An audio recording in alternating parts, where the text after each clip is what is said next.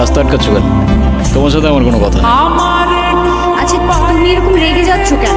সেদিনের ব্যবহারের জন্য আমি এক্সট্রিমলি সরি। তুমি আমার কাছে মাপ চাচ্ছ কেন? তুমি কোনো দোষ করছো? এই শরৎও তোমার সাথে কোনো কথা বলার ইচ্ছা নাই। আরে শোনো না প্লিজ, এবার মতো ক্ষমা করে দাও। আমি না না বুঝে ভুল করে ফেলেছি, সরি বললাম তো, সরি। আচ্ছা ঠিক আছে, মাফ করলাম।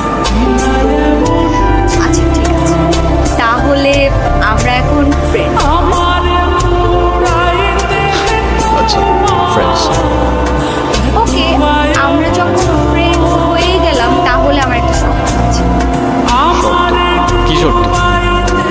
শর্তটা হচ্ছে তুমি আজকে আমাকে সারাদিন নিয়ে ঘুরবে, ঠিক আছে?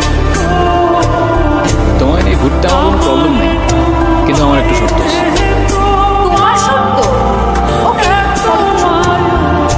আমরা ঘুরবো ঠিক আছে, কিন্তু সেটা পায়ে হেঁটে, কারণ পায়ে হেঁটে ঘোরার মতো মজা আর অন্য কিছুতে নেই।